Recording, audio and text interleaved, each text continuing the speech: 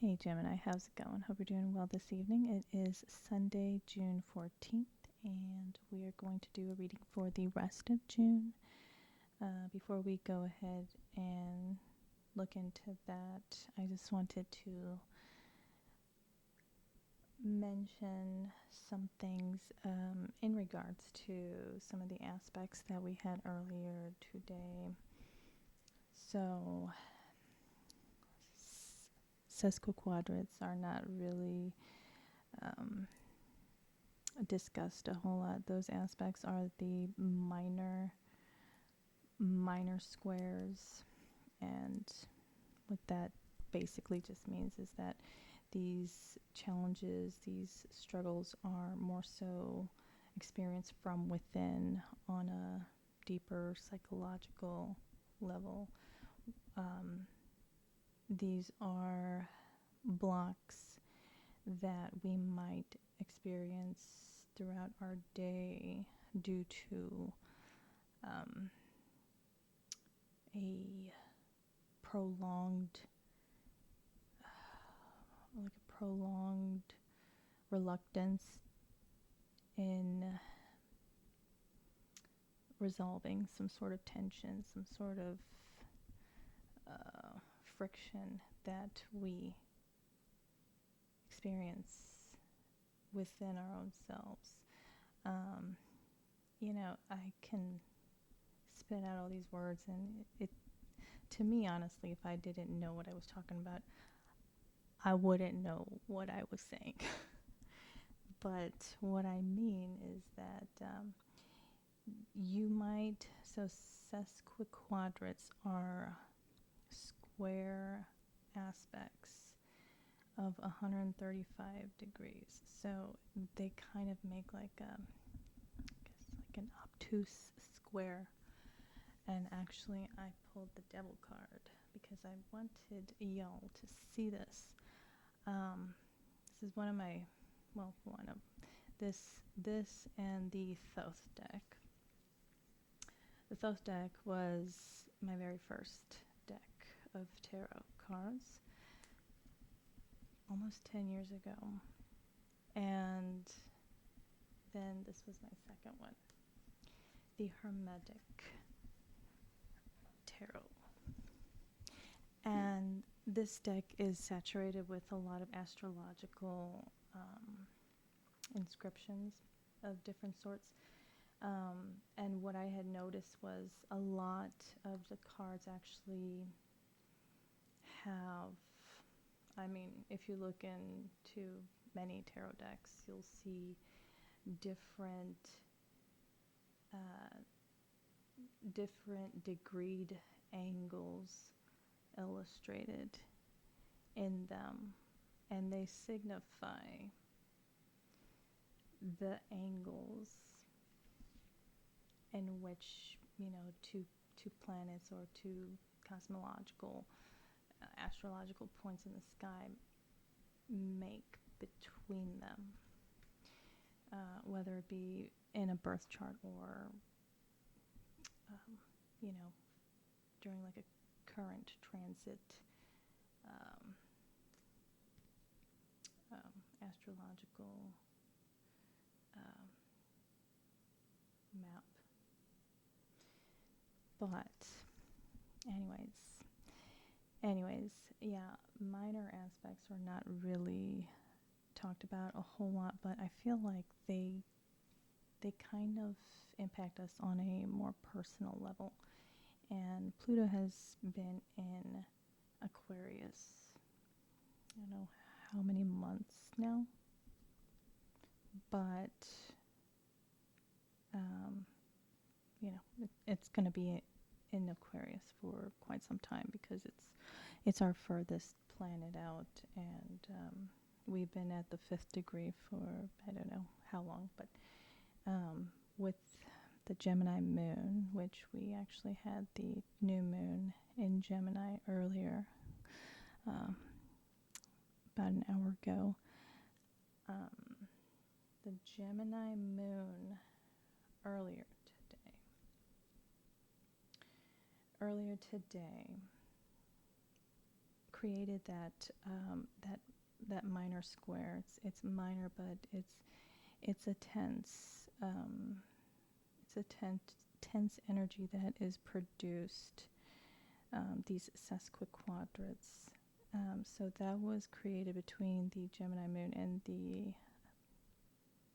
and Pluto in Aquarius. And when we think about Pluto and Aquarius, this energy it's going to be with us for some time. We are the collective that is meant to eliminate, reduce whatever structural patterns, belief systems, mental patterns, that are outdated, that don't benefit us anymore. We're supposed to be replacing them with better systems, with better methods, better approaches, towards whatever. You can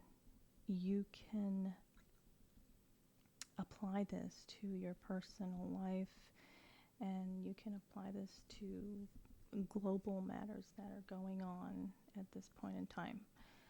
But for you, Gemini, on a more personal level, this aspect, and you could say, oh, I don't have any issues that have kind of, in a sense, boiled up to the surface to where they have manifested some sort of conflicting situation or some sort of issue in my 3D reality, because that's what sesquiquadrats do.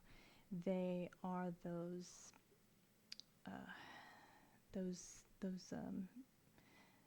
irritating, nagging whispers, let's say, that are urging you to do something, take care of something. Procrastination in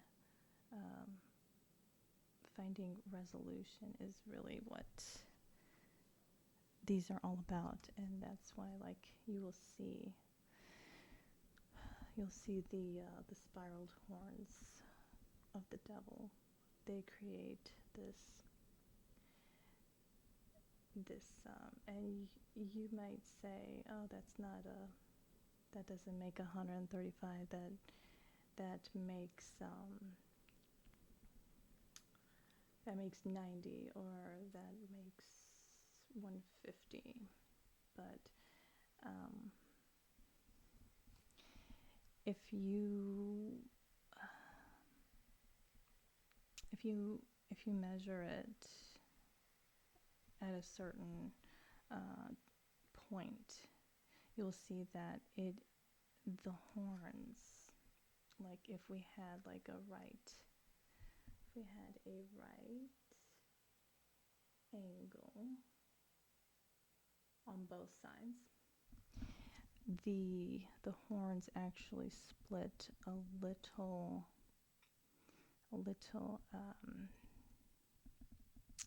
little bit more above than what half of 90 degrees would be. So it's not like a perfect 45 degrees that it cuts through. Anyways. Procrastination, blockages, constriction, excuse me.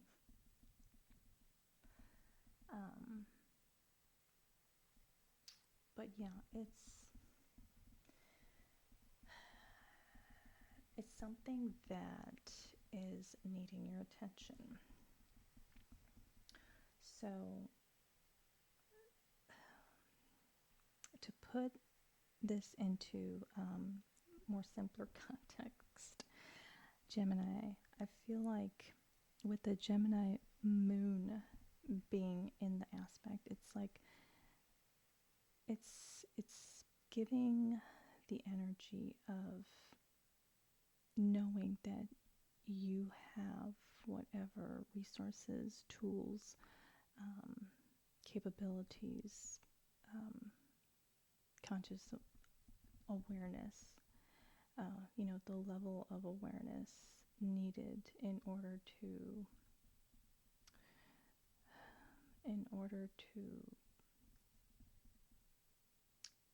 navigate through some sort of situation or you know issue. You are aware that you have the power to navigate through some sort of difficult, challenging issue at hand. You are aware of it, but you are refusing to. You're refusing to use knowledge that you possess, or tools that you have in order to create some sort of reform in your personal life. I feel like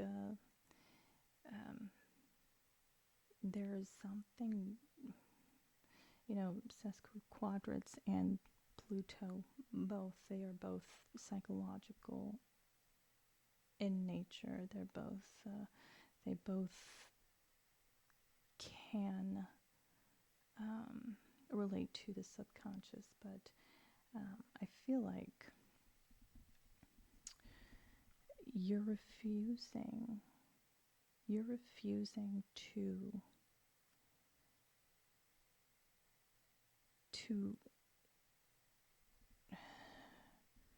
restructure something, or you're refusing to gain some sort of truth about yourself, because you're afraid of what happens after applying the real change. It's like you don't want, it's like you refuse to resolve something, or you're refusing to bring in some sort of major radical change into some aspect in your life because of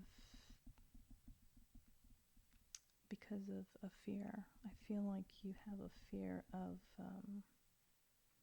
of not knowing what things would be like after the reconstruction. You may not be satisfied. You might not want to apply the required effort in whatever it is.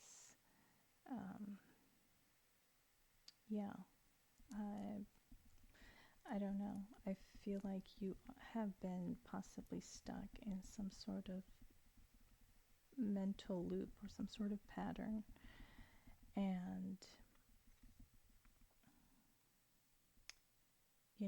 you,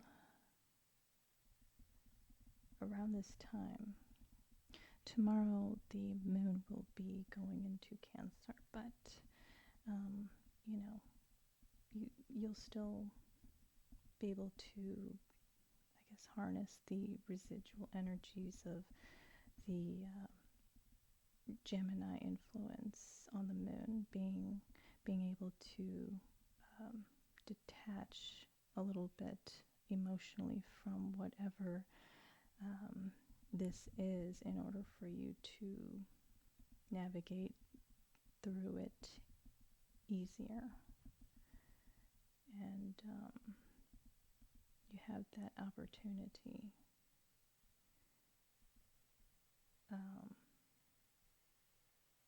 I don't know, there's something about you possibly just not wanting to. You may possibly feel like you have not given whatever this is enough thought about what the future will be like afterwards. You may genuinely feel like that, and so you are intentionally keeping yourself in this paradigm, this stagnant paradigm. But I feel like there has to be a level of vulnerability and openness to uncertainty, and that ultimately, regardless of whether things go right or left, the end result is going to be going towards your growth. It's going to be a sense of progression in your life, because I feel like you're really stuck in something right now and you really don't know what to do about it, and you don't really want to think about it because you feel so stuck. And with sesquiquadrates, we keep pushing these things under the rug until it becomes, a tripping hazard and somebody ends up, hurt. So we don't want that. And with sesquiquadrates, they say there's either a waxing or a waning, just like the moon phases. Waxing sesquiquadrates are the buildup of the tension, the buildup of some sort of conflict or conflicting manifestation in your reality. And it's like you have the chance, like if you know something is building up, you know something's going to happen, you have that opportunity to prevent things from getting to a point of no return, or becoming irreversibly, or being irreversibly repaired. You know what I'm saying, Gemini. And then, with the waning sesquiquadrates, it's like, the disaster, the issue, the turmoil has, unfolded, things happened. Now it is, a matter of picking up the pieces and asking yourself, what have you learned? Did you learn from this? In what way is your learned lesson benefiting you currently? It's like, whatever this is, you have to figure out how to open yourself up to the infinite possibilities. Because starting tomorrow, I feel like if you push through and resolve this issue, it's not going to be something that's easy. The moon is going to be at the 29th degree in Gemini, and it's going to create a biquintile aspect angle with Pluto in Aquarius.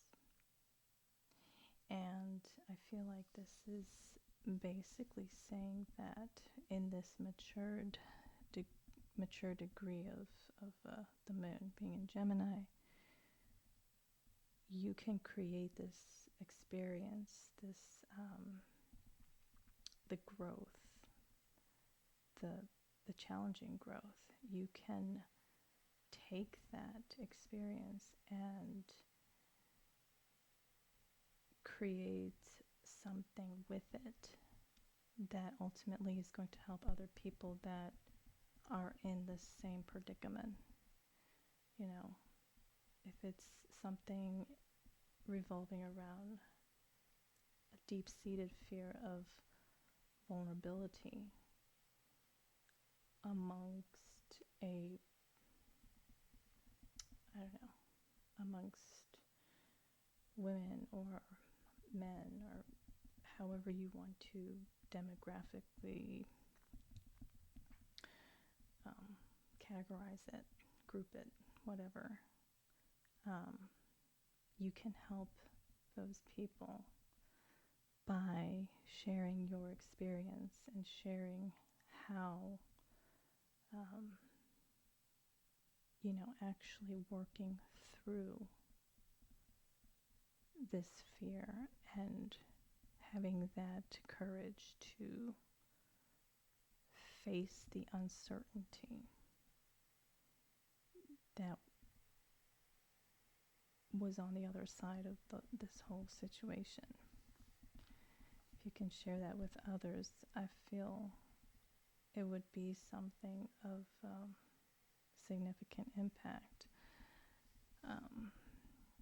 Because Gemini, you have that natural talent in drawing people in through connectivity, communications,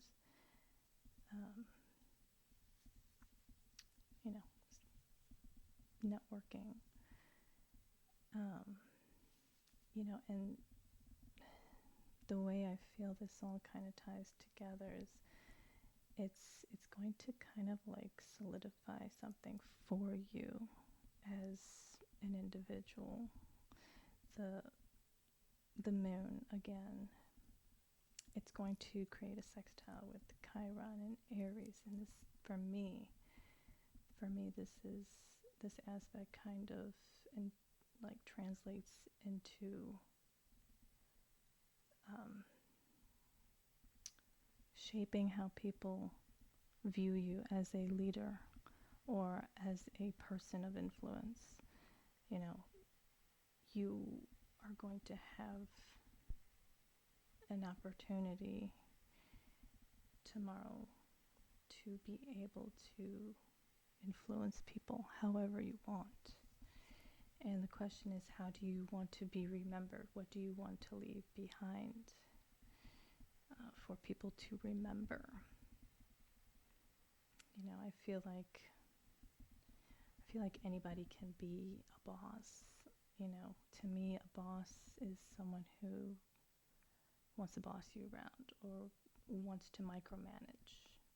I feel like a good leader is someone who's going to show you how to do something, make you understand why you're doing what you're doing, and the importance of being able to pass that knowledge down to others. If you're a leader of some sort, or let's say you're a supervisor and you're training, and your coworker that you just trained on, functions in a lab, has just regurgitated back to you exactly the process from step 1 to 23, and in between explained, the significance of, X, Y, and Z, and was able to demonstrate, accordingly how to do something, then you've done your job, because you don't have to worry about that person not knowing what they're doing, right? And that person goes on to teach the next, and so forth. It's kind of like, you can relate that to generational things. I was thinking about how, esotericism, I can never say it right, but and the occult and magic practices, like applications of magic. when I say that, I'm talking about, energy work, healing, with your hands, Reiki healing, for example.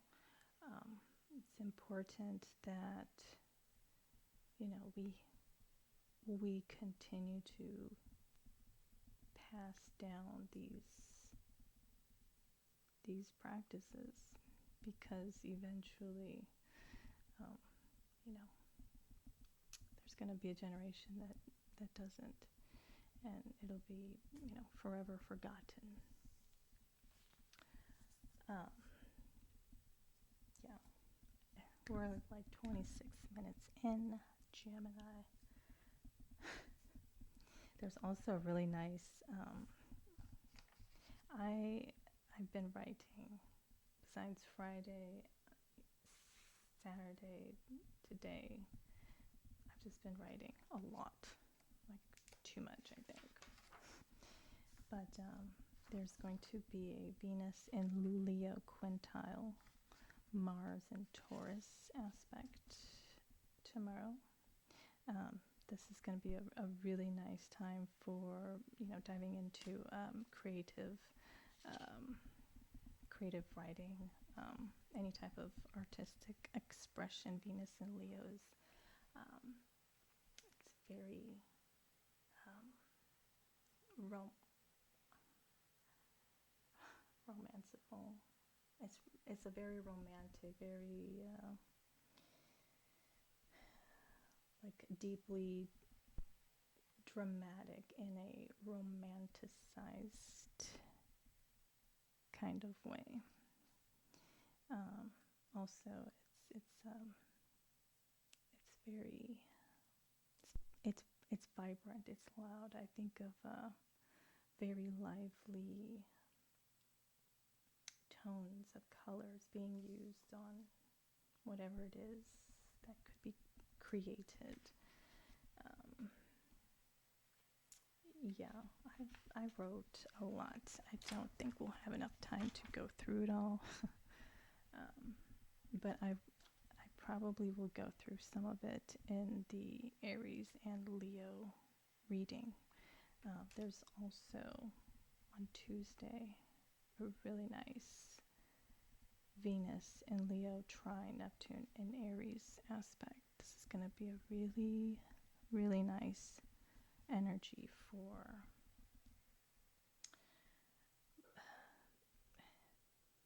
blending basically your creative passion with, I don't know, just like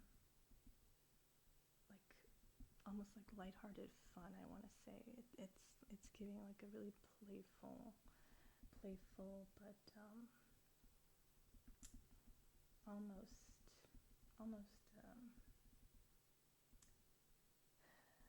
I want to say passionate instead of sexual, but passionate type of energy.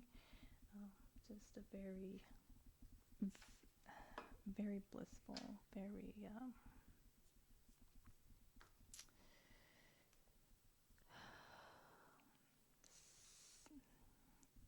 very much about the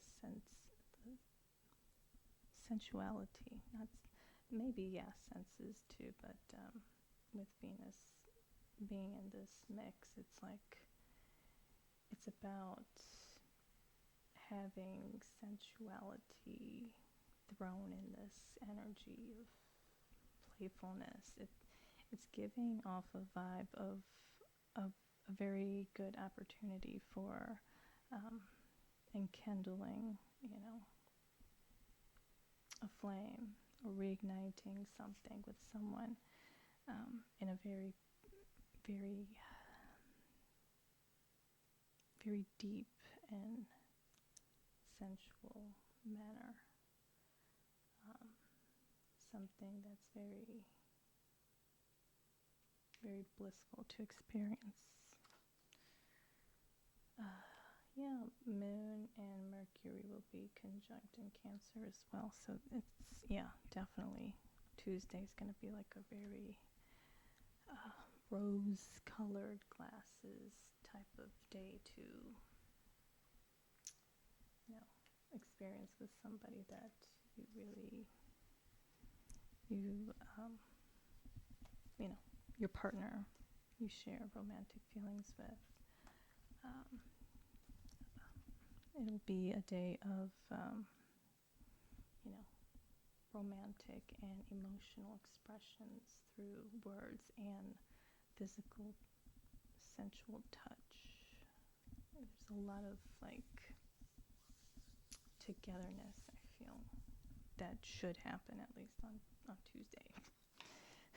Wednesday, I don't know. I didn't really look too much into Wednesday. Anyways, let's do your reading. It's like 30 minutes in. We'll be lucky if the battery doesn't die throughout your reading. Okay.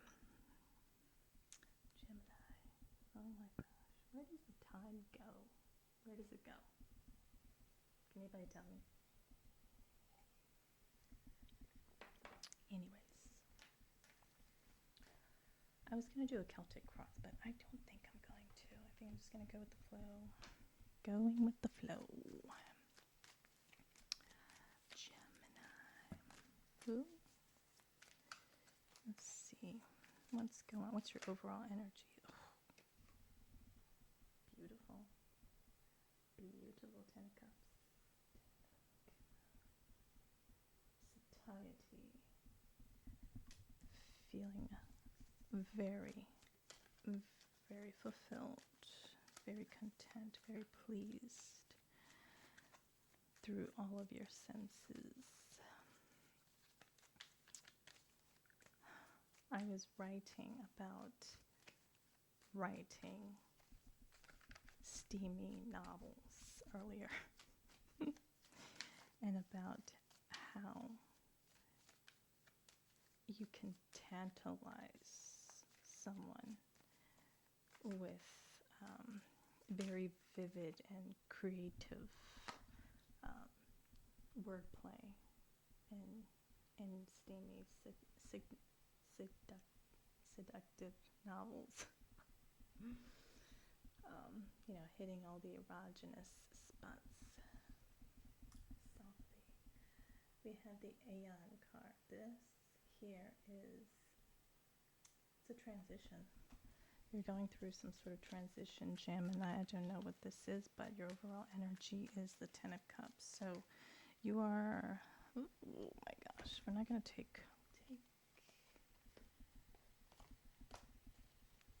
4. Okay, we've got the Ace of Cups, Queen of Cups, 6 of Wands, and the 7 of Wands. Wow. So I feel like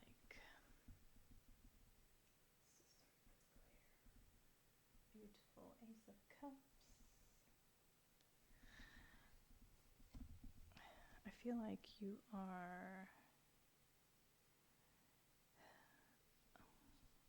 you're in a transition period right now, Aunt Gemini, that's telling me you are you're learning how to go from the 6 to the 7 of Wands with your emotional vulnerability here. With the Queen of Cups, being open with this Ace of Cups. I love it. I hope you can hear me.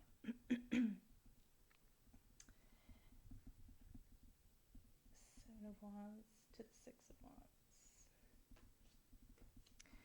Finding victory through dropping your guard, your emotional invulnerability of some sort, or just dropping some sort of defensiveness. If let's just say you're not, you don't have love or emotional endeavors on your mind. This is you learning that you become more successful in your endeavors, that you will need, that's going to require you to reciprocate reciprocate resources, you will find that as you drop that guard of defensiveness, you're going to attain the resources that you need. And, it'll be a symbiotic type of relationship between you and whoever. Wow. Ace of Pentacles and the Prince of Cups. Beautiful. This is you opening up and feeling good about opening up to new opportunities that are going to change the trajectory that things have been going down. Oh my gosh, this glare. I'm so sorry.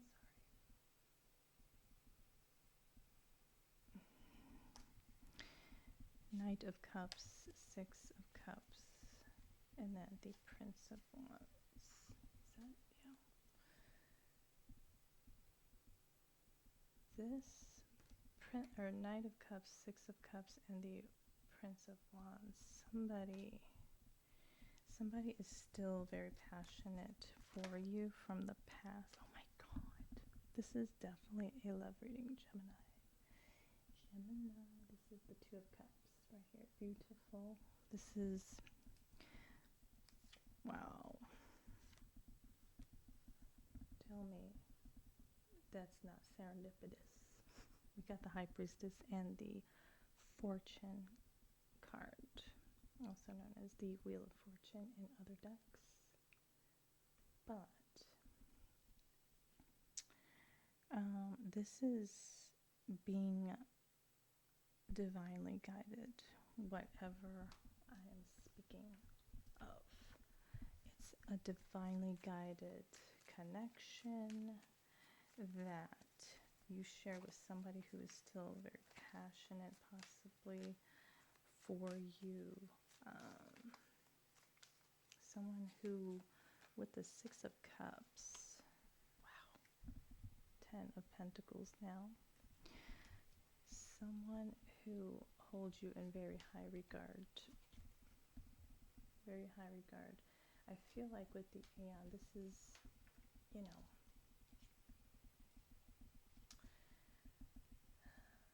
this is a card of, so the story behind this card is the transition to the afterlife, but Osiris actually, became the first king of the underworld. In this depiction, we have Isis. We have Isis, and we have Horus. Horus is the son of Isis and Osiris. When she was trying to breathe life back into Osiris after he was chopped up into 14 pieces by his awful brother Set,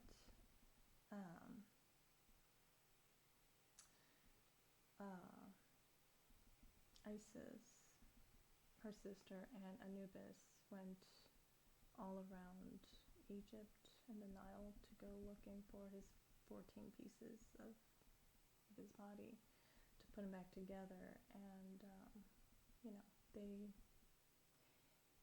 brought him back, but he could not stay with them. So he did transition into being the first king of the underworld. And what I was watching was, the story of Anubis and how he was the the one who guides to um, to the scales, who guides the souls in preparation to see if they were worthy or not to enter the afterlife. And you know, he was the technical. He was like he was the technician basically who calibrated the scale and you know, eyed it out with precision to make sure that the scale balanced evenly between the feather and the heart. And as we know, if the heart was heavier than the feather, you were thrown into, you know, into the pit of monsters to be eaten. Four of Pentacles here. Gemini, your energy affects me. I get scattered. I get very scattered. Gemini, your reading here. You're in some sort of transition. That's why I started talking about Anubis, because he helps guide through transition to judgment. This is the Judgment card, adjustment in the Thoth deck. And we got the Knight of Wands, the Magician, the Hierophant, and the Devil. And we have the Four of Cups behind the Devil, something about comfortability. Comfortability with the Nine of Cups behind the comfortability card. Ooh. And the Princess of Swords in between those two cards. This is telling me that, yeah, you will be faced with some sort of decision to make on your behalf of how you are wanting to move forward.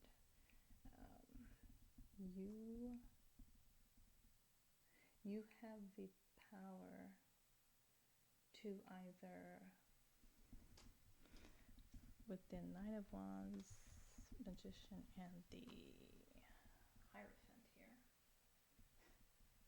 you have the capabilities currently to manifest in a very powerful way. Whatever it is that you want, you have the power to manifest a true, genuine relationship, commitment of some sort. You know, this doesn't have to be about love. It could be a commitment contract for a home, or you know, a business partnership. You have the ability to manifest very rapidly at this point in time. I feel like with the High Priestess and the Fortune card earlier, this is telling me that you are completely aligned and guided, and that's why manifesting will come very easily once you go through this transition. You have to go through a transition. You're closed off right now. You are genuinely closed off, and you may not be fully aware. You may believe that to a degree you are open, but you're not. You are closed off. We have the Four of Pentacles here. this is a square. Um, this is some sort of conflicting challenge or block that is sitting in between what you're wanting and where you're at currently. You have to figure out how to surmount this block. And it's present, it's there. Whatever this is, you don't have to dig very deep to know what it is and how to navigate through it.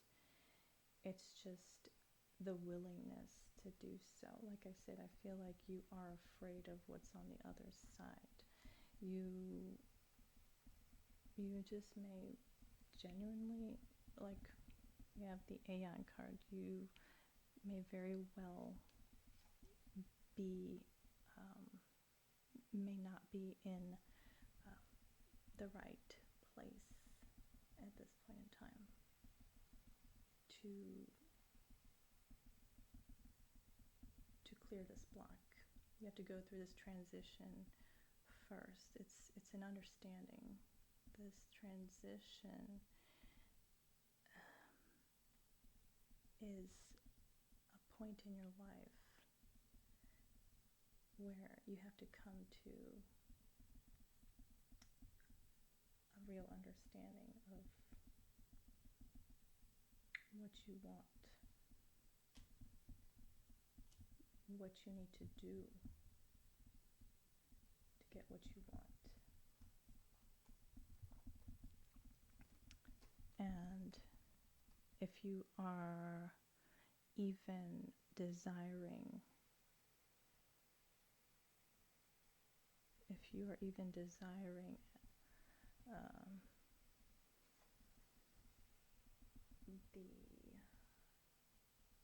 the freedom from this stagnant comfortability.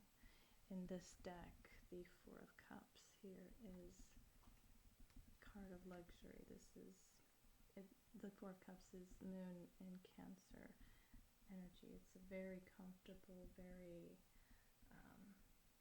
soothing, peaceful, and very emotionally nurturing energy. But it's a number 4, nevertheless.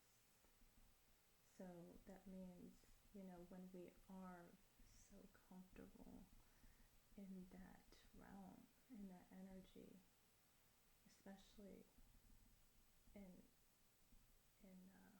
this watery energy, why would we move out of this energy? It can turn very stagnant very quickly, very easily, without us even noticing. And that brings us to, a place of complacency and procrastination, because we get too comfortable in the ball sack of the devil. We are not living there. I'm just joking. But yeah, I mean, that's ultimately what it is. It's just you may have been in a very comfortable, very safe feeling position for so long that you may not want to, you may not know where to begin as to how to get yourself out of it if you do feel like you're stuck in there. No, not there, and that's okay, as long as you can start acknowledging that you are there. You can start working your way out of there. And yeah, once you do that, you start to get really clear with the Princess of Swords and the Nine of Cups here. You start to get really clear on your individual emotional needs and desires, not anybody else's, yours first. You know, because we have to be whole. Each and every one of us, we all have to be whole before we can even consider giving to another person. So, you know, we don't want to be, in a sense, selfish or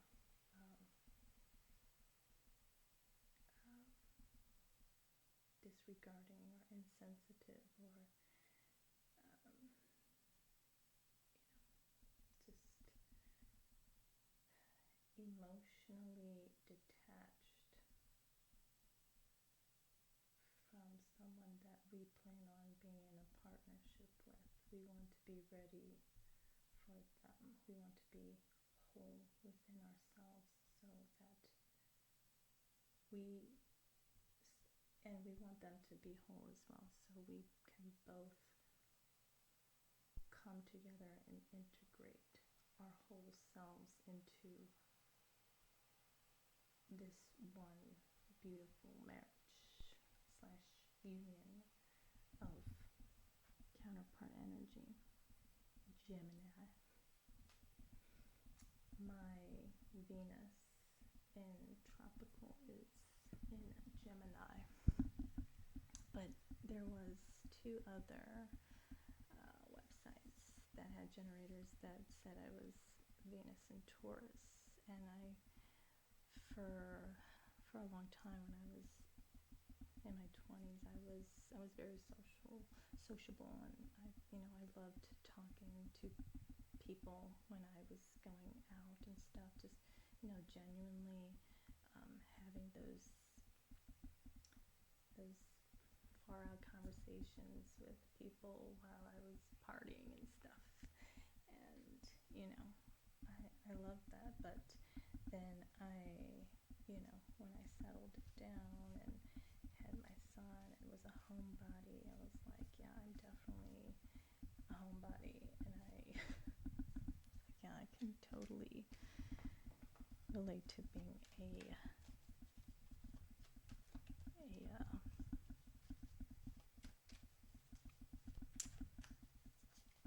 Taurian Venus. But anyways, enough about me.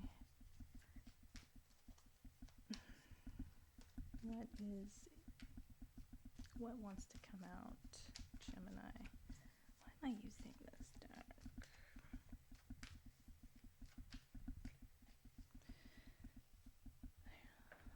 I'm not using this one. Your energy has quite the influence on me. I'm telling you, I have written so much. I've finished one of my notebooks, and I've already started filling like a quarter of my other one. Yeah, I'm gonna keep it right there with that. What wants to come out? I gotta hurry, or this is going to die on us. The battery, Gemini. This was a good reading. I like this. 9 of Wands. Feeling like you're doing something all on your own. You might be feeling like this is too many. 8 of Pentacles. Yeah, you feel like whatever you're involved in, you're taking on everything. Definitely. 10 of Wands came dropping out. 6 of Wands at the bottom of the deck. But what you're doing is, it's not going unnoticed, let's say. Okay, your commitment, your perseverance, your groundedness through all of this, whatever this is, speaks volumes, and it does add to your, you know, your reputation, the way people perceive you as a leader.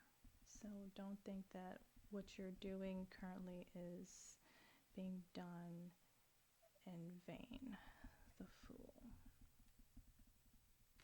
Feeling foolish? No, I'm joking. What is this? New beginning, new chapter. You may feel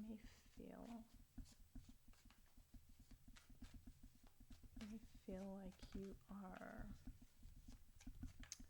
may feel like you are unprepared, possibly, for the new beginning ahead, Gemini.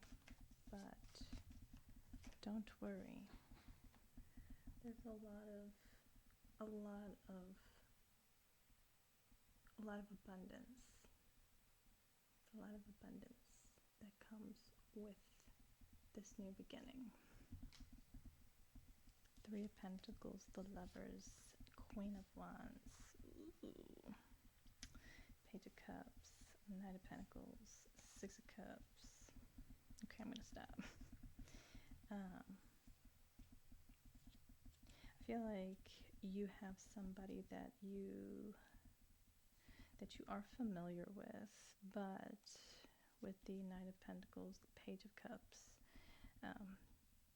what you perceive of this person is that they're a little flaky, a little flaky with their investments of time. This person here, Queen of Wands, Page of Cups, Knight of Pentacles. It's like this person here is dead set. Dead set is, this person comes off maybe very seductive at first, or I don't know. There's something about this Queen of Wands here that, I don't know, that you find appealing or attractive.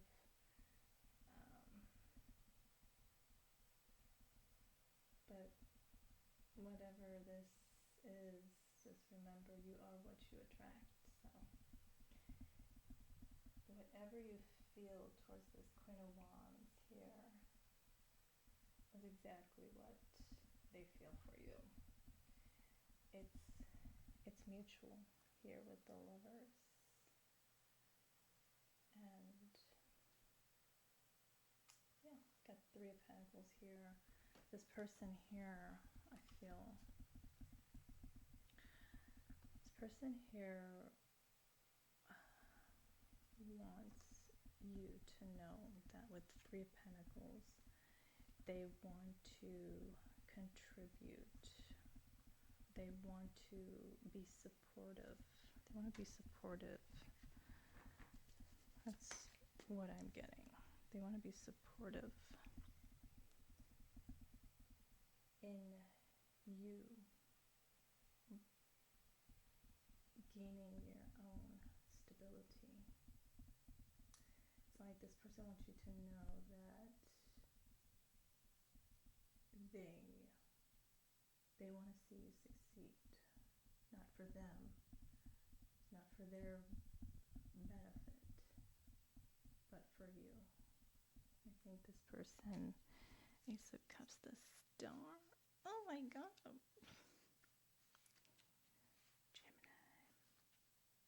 Gemini, and the King. Okay, I'm gonna stop. It's just all magic. This person here wants to see you thrive, and they want to be supportive of you, for you. We've got the Ace of Cups, the Star, the King of Cups, the Ace of Swords, and Queen of Swords. I feel like this person here is kind of trying to approach the situation little bit in a detached demeanor, but still with the King of Cups here, there's an ocean of emotions. There's you know, a depth to them that probably drowns them. This person has emotional depth. This person does possess, you know, emotional intelligence. And I feel like, you know, they want a new beginning here with you. But with the star, it's like they want this new beginning where both of you are happy. They want to make sure that, you know, they're able to stimulate you on an intellectual level as well as on an emotional level. They know that they can give you the emotional nurturance that you want and desire. Could be a Scorpio that you are dealing with, or someone with Scorpio placements. Could be also with the Queen of Swords, a Libra energy, Libra or Scorpio, or an Aquarius. Doesn't have to be any of these, but yeah, this person here is wanting to, I feel like with the Star and the Ace of Cups here and the Ace of Swords, you know, it's like this person wants to bring, this person wants to bring depth and trying to get the glare out. Depth, they want to bring in, you know, a level of emotional depth as well as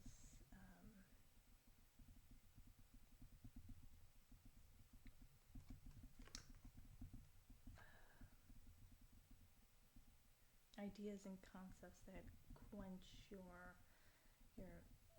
intellectual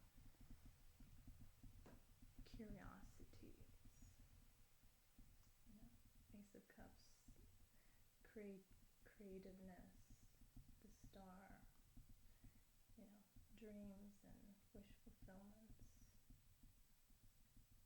You could have been a wish fulfillment to this person, and maybe you were not aware of that until now, but that's what I'm getting with those two cards. So I almost called you Scorpio. Gemini.